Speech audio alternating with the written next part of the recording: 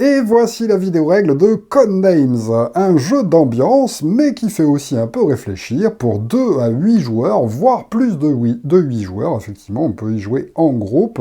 Ça se joue donc à partir de 12 ans, c'est un jeu de Vladash Vatil, édité chez Yellow. Au niveau du matériel, tout d'abord des tuiles qu'il faudra diviser tout d'abord en 2 tas, un tas rouge et un tas bleu qui correspondent aux informateurs. Chacune des tuiles est recto verso avec un homme et une femme, comme ça c'est bien pour la parité. De la même façon, nous avons des tuiles neutres qui présentent des témoins, une tuile spéciale agent double qui présente un personnage d'une couleur mais avec des lunettes de la couleur opposée. Enfin, une tuile spéciale assassin. Vous allez trouver ensuite un ensemble de cartes qui présentent des mots. Vous allez les mélanger et pour débuter la partie, nous allons les placer sur un carré de 5 sur 5 avant de remettre ces cartes-là de côté. Nous avons ensuite un support de cartes que l'on va disposer ici, ainsi qu'un paquet de cartes clés. Les cartes clés, on va aussi les mélanger et les disposer à côté ici. Enfin, il vous reste un sablier que vous allez pouvoir disposer de l'autre côté du jeu. Alors, s'il existe une petite variante pour jouer à 2 et à 3 joueurs, Codenames est avant tout un jeu d'équipe. À ce moment-là, vous allez devoir vous diviser en 2 équipes à peu près égales, et dans chacune des 2 équipes que vous allez constituer, vous allez choisir un joueur qui sera chargé d'être un maître espion, et qui sera chargé de faire deviner les mots à ses équipiers. Donc là, pour simplifier un petit peu par rapport à la mise en place, j'ai pris des petits meeples qui ne sont évidemment pas dans la boîte. Donc un joueur bleu va être le maître espion bleu, un joueur rouge sera le maître espion rouge, et puis ensuite les autres joueurs vont devoir se mettre en face, si possible, de façon à ce qu'ils ne voient pas les cartes que les maîtres espions vont pouvoir consulter. Donc là, par exemple, si on jouait à 8, on pourrait mettre 3 joueurs de ce côté-ci, 3 joueurs de ce côté-là, de façon à être en face de leur maître espion. Alors, pour débuter, nos 2 maîtres espions vont tirer la première carte clé et ils vont la disposer sur le petit socle de façon à pouvoir la consulter tous les deux sans que leur coéquipier ne puisse voir cette carte. Nous sommes alors prêts à débuter la partie, mais quel est le but du jeu? Eh bien, nous sommes 2 groupes d'espions qui allons nous affronter pour tenter d'identifier nos informateurs. Effectivement, les 2 maîtres espions de chaque équipe vont essayer de faire deviner à leurs coéquipiers quels sont les mots codes, les noms de code de leurs informateurs en fonction de la petite carte qu'ils ont tirée devant eux. Donc là, par exemple, le joueur rouge va essayer de faire deviner à ses équipiers rouges que ces informateurs s'appellent clé, barre, volume, grue, baie, don et grenade. Alors que les autres en bleu seront évidemment les espions, enfin les informateurs de l'autre équipe. Nous avons aussi des témoins qui sont marqués en beige. Les témoins nous font perdre du temps, il ne sert à rien de les découvrir. Enfin, il y a une zone où il y a une carte noire d'indiquer qui va correspondre à l'assassin, et il ne faudra pas tomber sur l'assassin, sinon malheureusement notre équipe perdra. Alors, avant de commencer la partie proprement dite, les 2 maîtres espions vont regarder sur la carte les petites lumières qui sont dessinées autour de la carte. Ici, les petites lumières sont indiquées en bleu, ça va donc indiquer l'équipe qui commencera. C'est donc l'équipe bleue qui commencera, et comme c'est sympa de commencer, eh bien il va y avoir une petite pénalité. Effectivement, on va prendre la tuile agent double, la mettre sur la couleur de l'équipe qui commence, donc ici en bleu, et leur donner cette tuile en plus. Effectivement, sur chaque carte, il y a un certain nombre de mots, de noms de code à trouver, et l'équipe qui commence a un mot-code supplémentaire à faire deviner, car c'est elle qui commence la partie.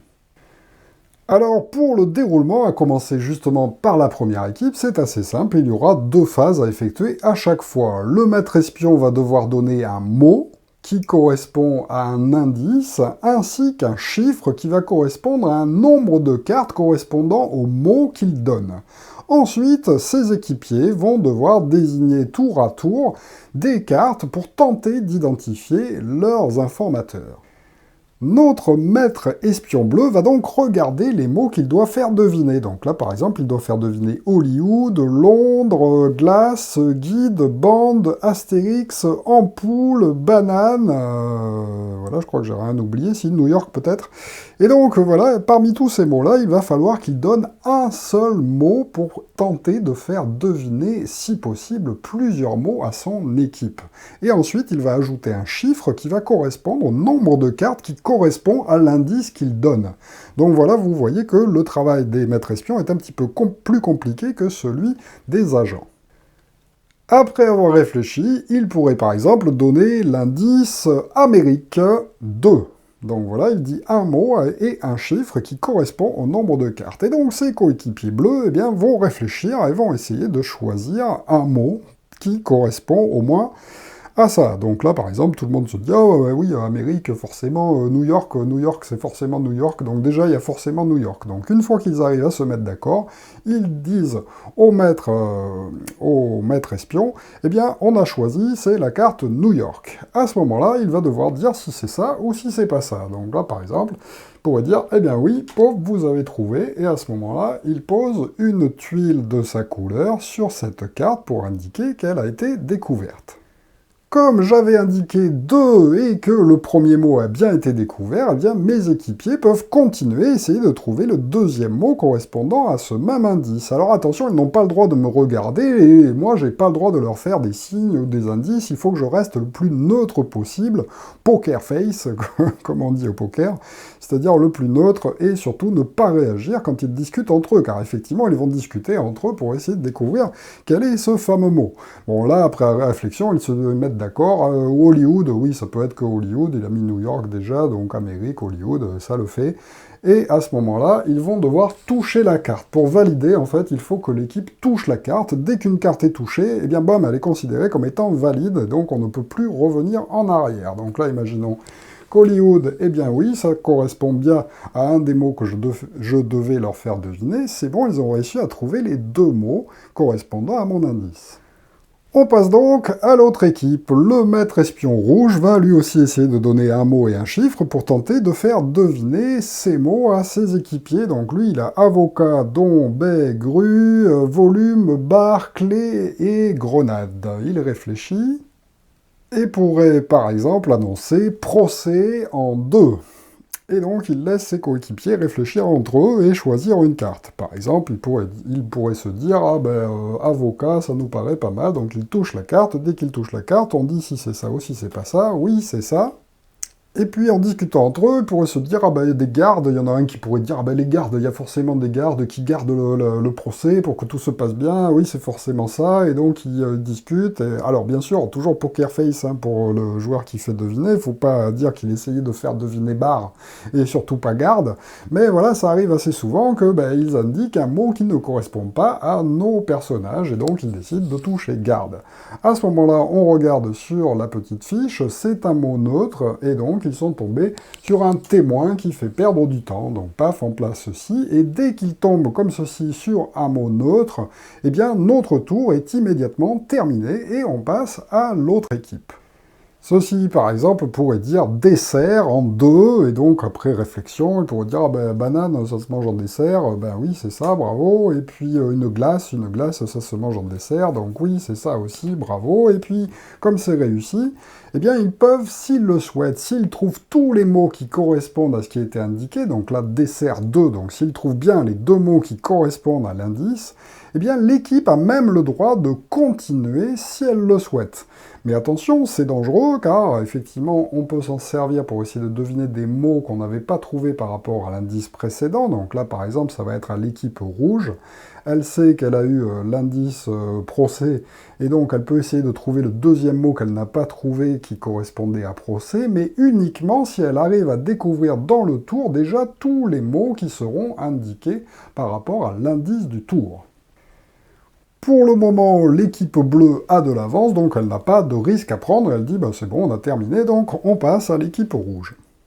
Le maître espion rouge pourrait par exemple dire je vous dis port, P-O-R-T, il a le droit de préciser un petit peu selon son mot, port en 2.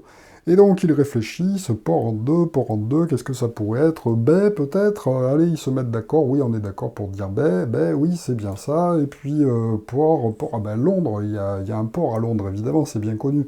Et donc ils indiquent ici. Alors là, bah, pas de chance, bam, ils sont tombés sur un mot appartenant à l'équipe adverse. On ne place donc pas évidemment une tuile rouge, mais une tuile bleue pour l'équipe adverse, et puis ça fait tout simplement un mot supplémentaire de découvert gratuitement pour l'équipe bleue. Et en plus, ça met fin au tour des joueurs rouges, et c'est immédiatement aux bleus de rejouer.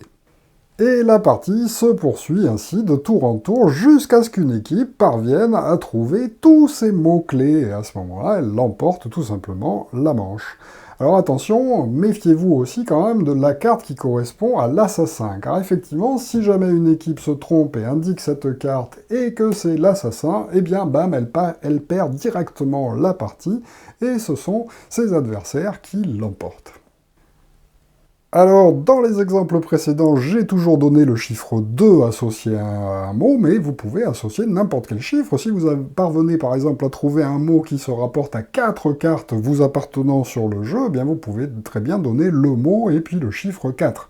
Mais évidemment, plus le chiffre sera important et plus votre équipe risque de se tromper et peut-être même de perdre la partie si jamais elle tombe sur l'assassin. Alors attention, sur les indices, vous n'avez pas le droit d'utiliser ce que vous voulez. Effectivement, on ne peut pas dire par exemple un mot de la même famille, comme grutier à la place de grue, ou bien prince pour princesse. Enfin voilà, on n'a pas le droit non plus de faire un homonyme, donc en fait un mot qui est proche phonétiquement. On n'a pas le droit non plus de faire une traduction, donc par exemple, je sais pas moi, de dire qui à la place de clé. Enfin voilà, ça c'est interdit aussi. On n'a pas le droit non plus de dire un mot qui est visible sur la table, donc j'ai pas le droit de dire gorge, voilà, par exemple, puisqu'il est présent sur la table. Et on n'a pas le droit de nous donner non plus des indices qui correspondent à des endroits sur la table. Donc j'ai pas le droit de dire gauche ou de dire sud, ouest, enfin voilà, pour rapport à l'endroit où ça se trouve. Et non plus un chiffre qui correspond au nombre de lettres. Donc par exemple, j'ai pas le droit de dire 3 pour essayer de faire deviner un mot qui a 3 lettres.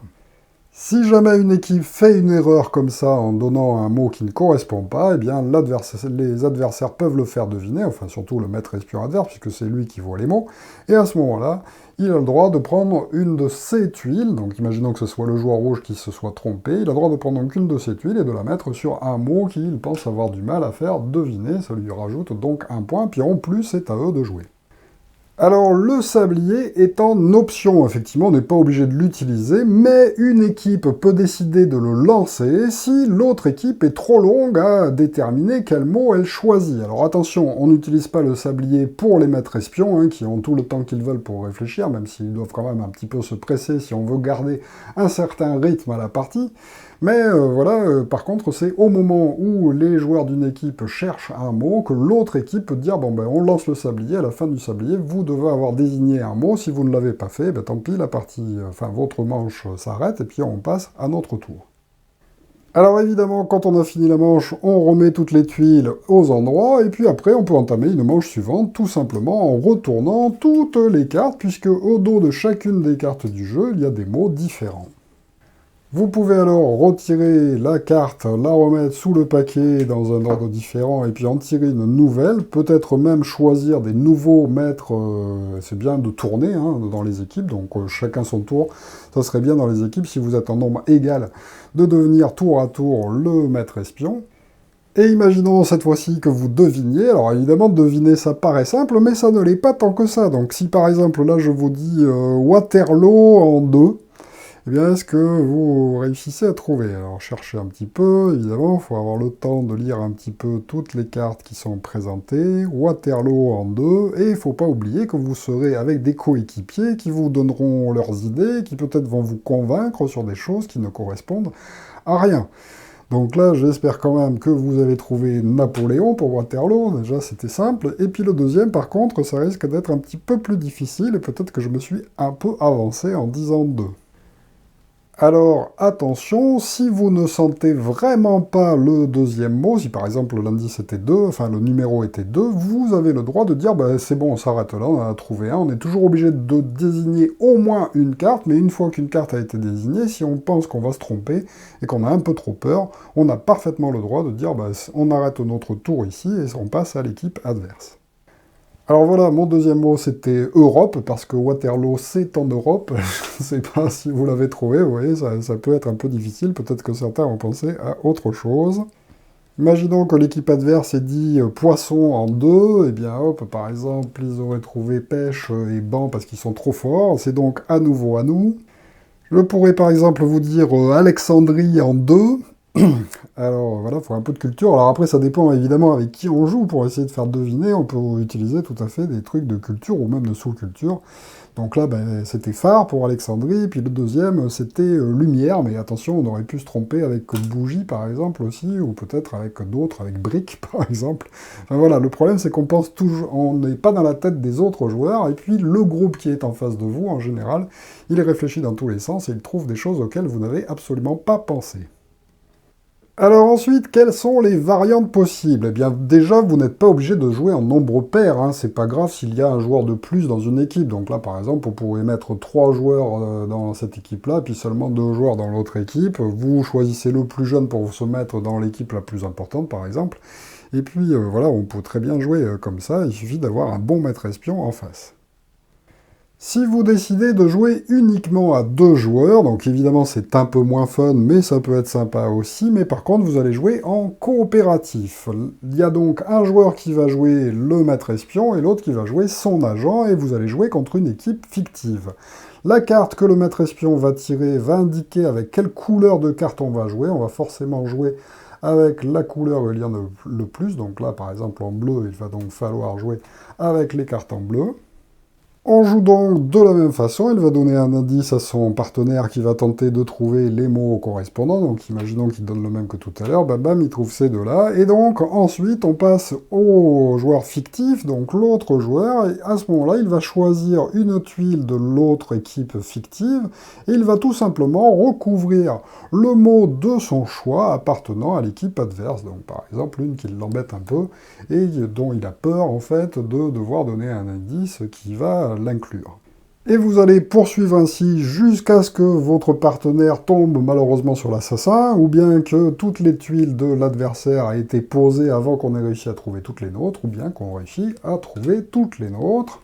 Et si vous y parvenez, il ne vous reste plus qu'à regarder le nombre de tuiles restant aux adversaires virtuels, et puis de regarder dans la règle du jeu votre niveau de gagne. Donc là, par exemple, 4, eh bien, je digne des plus grands agents, donc j'ai réussi à faire tout deviner, alors qu'il n'y a eu que 4 tuiles adverses de retourner.